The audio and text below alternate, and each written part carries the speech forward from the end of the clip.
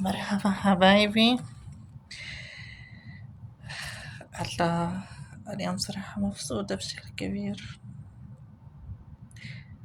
عم بحقق إنجازات. الحرية، الحرية، نعم للحرية، نعم لحقوق الإنسان. الشعب اليمني واجتماع، مش عارف كيف أقول لكم.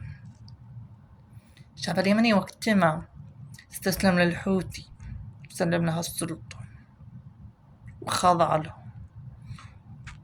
ودعم بكل ما يملك، أموالهم وعيالهم وشبابهم وأطفالهم ونسائهم وكل شيء.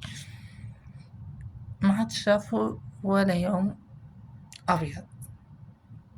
أيام كانت كلها نحس، نكد، حرب، تدمير، قتل، عقوبات. الله مساكين.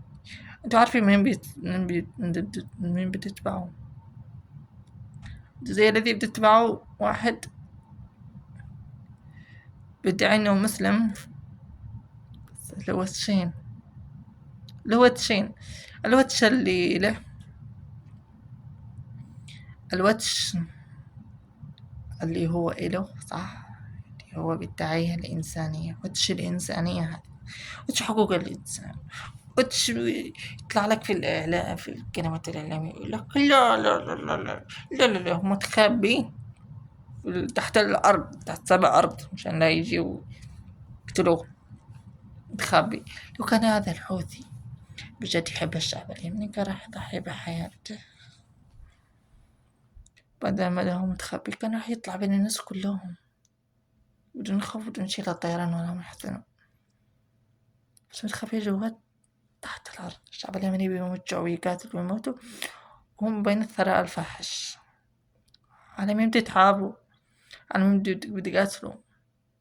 على مين بتبذلوا أطفالكم ونسائكم وشبابكم؟ على مين؟ أنتوا حرين. في النهاية هي اليمن راح تكون، بدل ما هي مقبرة الغزاة راح تكون مقبرة الشعب اليمني، مش مقبرة الغزاة. مقبرة الشعب اليمني ومقبرة إنهم مشيوا ورا واحد كلب ابن كلب. هذا الكلب أطهر منه. تحياتي.